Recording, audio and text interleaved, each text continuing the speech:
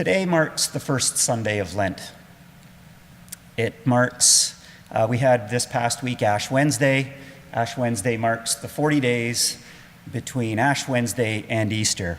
And the 40 days helps us remember the 40 days during which Jesus was taken out into the wilderness and resisted temptation.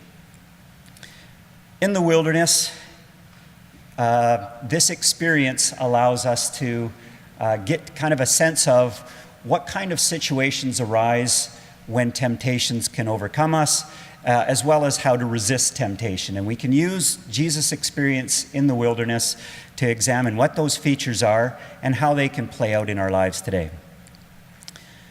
Immediately after he was baptized, Jesus was whisked away to the wilderness for 40 days.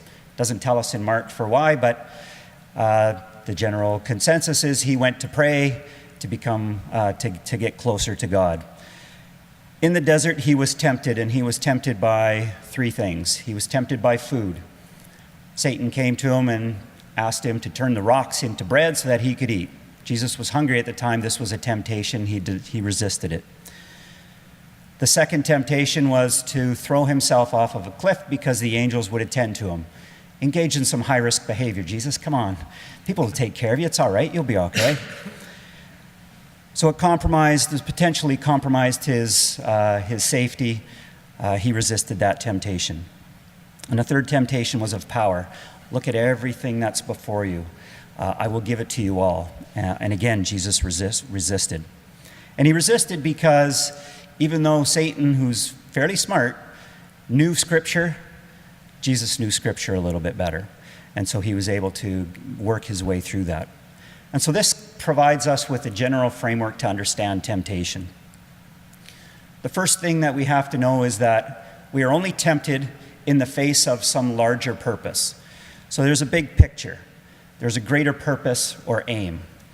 In Jesus' case, it was to be close to God and to obey God with all his heart, soul, and mind. Temptation is an alternate activity, a secondary activity whose purpose is to entice and to distract. And generally speaking, temptations have power because they offer instant gratification. It's a short-term win. Oh, come on, you can do this. It'll feel good. The ability to delay gratification is the ability to resist temptation. So to resist temptation requires somebody to see beyond the instant gratification to the larger purpose, the bigger picture, the greater aim, and to keep focused on that. And to resist the short-term reward, that short-term gain, the instant gratification offered by the secondary activity, the temptation, requires discipline. It requires keeping the greater purpose in mind. It requires staying the course, looking past the temptation. Jesus was able to look past temptation because when he was tempted, he was able to see beyond the short term and look to the long term. The theme this year in chapel has been spirituality in this digital age. And it seemed to me as I was thinking about the temptation of Jesus in the wilderness, that it provides a really nice model for understanding how we can apply this in our lives today. Because technology allows a lot greater access to information, to entertainment, to connection with other people. It offers everything, a wide variety of things instantly. And for many of us, it's right here on our phone, right? It buzzes all the time, it rings all the time. Oh my goodness, am I missing something? I've got to check my text, my email, my Twitter. I'm following people on Snapchat and Instagram.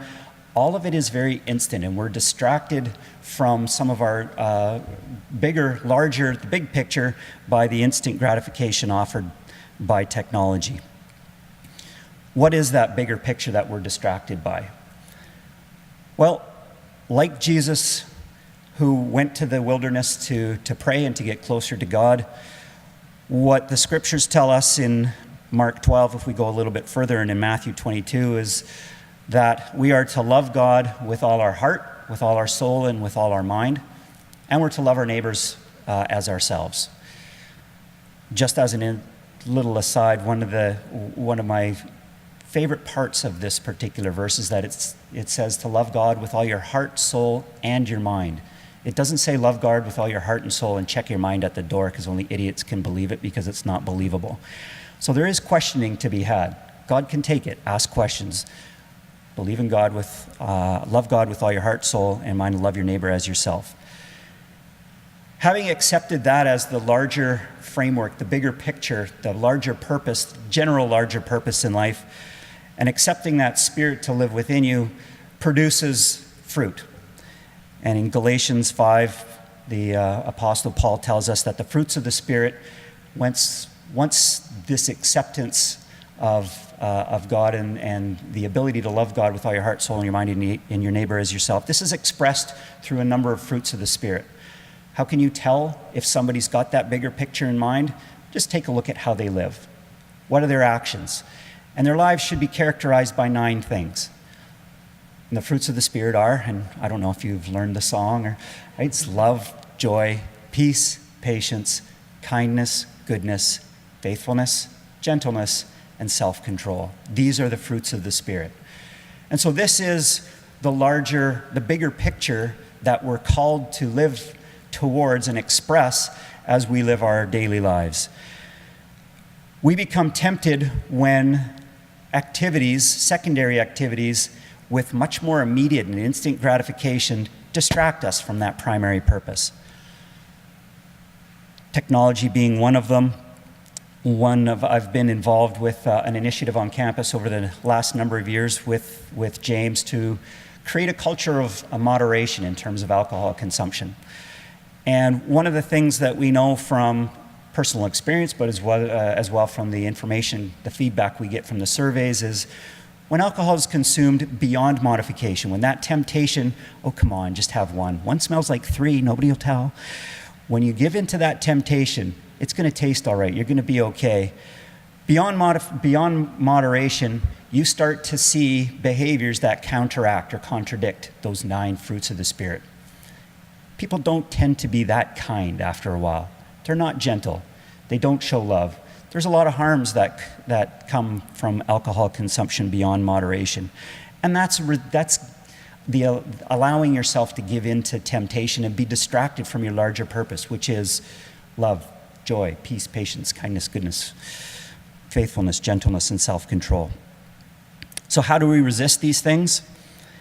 Well, it seems to me that in Jesus' case, he knew Scripture. He knew what his purpose was, and he was armed with some quick counters to the temptations that he found. He was able to refocus himself from the immediate short-term gain to the bigger picture. And so it seems to me that knowing the purpose, knowing that bigger picture, having time to reflect on your behavior and how it fits in with that bigger picture, understanding what the temptations that you have are. We all have temptations. It's a matter of understanding what they are, when they occur, having time to reflect on those, and trying again. Unfortunately for us, we are not like Jesus. We all have sinned. We came born into a world of sin, so we have to try again. The season of Lent reminds us of the need for spiritual reflection, this ability to reflect on our lives to make sure it matches the fruits of the Spirit. For many people, they give up a vice during Lent. You may have given up something during Lent as a test of discipline. Right? And that's what Lent allows itself for, to establish discipline. I've always thought that this misses the mark just a little bit.